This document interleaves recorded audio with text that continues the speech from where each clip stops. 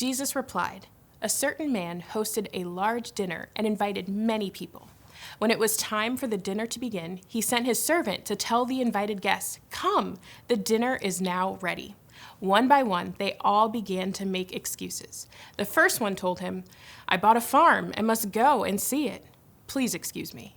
Another said, 'I bought 5 teams of oxen and I'm going to check on them. Please excuse me.' Another said, 'I just got married, so I can't come.'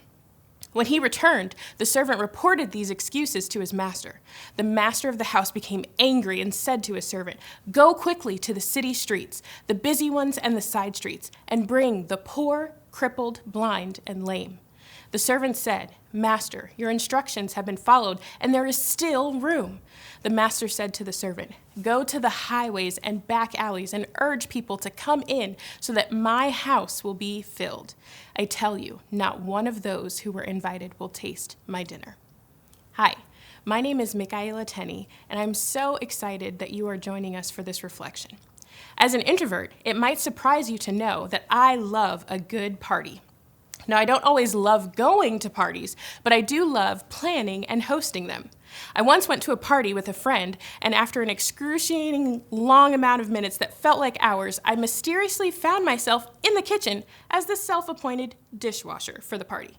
Now, my friends, I do not enjoy washing my own dishes, but it was infinitely better for me than just sitting and attending a gathering. So I don't love attending parties, but I do love planning them. Bridal showers for my friends, my godson's birthday parties, Christmas parties for my small group. I love all of it.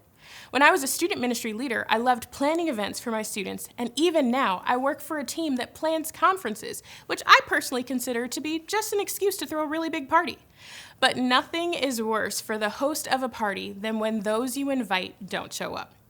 You put in all this work and effort just for all your guests to miss out on it. It's not a great feeling. Quite honestly, it's how many of us as ministry leaders are feeling these days. And yes, I am equating church to a party. Can you tell I've been in ministry for a long time? But think about it. Church leaders pour tons of effort into planning this party on Sunday mornings, Sunday nights, Wednesday nights, what have you, only for half of the people that used to come to the party to now send their regrets. Now sure, some people have very valid and respectable reasons, but some have excuses that sound a lot like the ones given in Luke chapter 14. Sorry, I've got to work. Or sorry, the family's watching the game at that time. These are not the things a host wants to hear. And so scripture says the party host in the Bible then chose to invite all of the local folks who didn't get invited to the party. He invited them all. They went out to the highways and byways to bring people into this experience of the party. The church, which has been operating much the same for many years, is now having to rethink our parties, just like the host in Scripture did. In that moment, the party host had to think differently about who he intentionally invited to his party. After all, the person who had to work wasn't starving, he'd just get delivery to his office. The person who had just gotten married was likely going to have dinner with their spouse, so they were good to go. But the people who weren't even originally on the invite list, they were hungry and in need of food. They were ostracized and in need of community. And I bet you that party was better than the host ever even anticipated, simply because he began to think more intentionally about the guest list. As you reflect on this, I want you to remember every single day you are a party planner, a host, inviting people to the event that is your life. As the host, you have influence that you can leverage on behalf of your guests. So who's on your invite list? Who on the highways and byways of your life needs the resources that you have? Who in your community needs to be in your life? Who needs a seat at your table?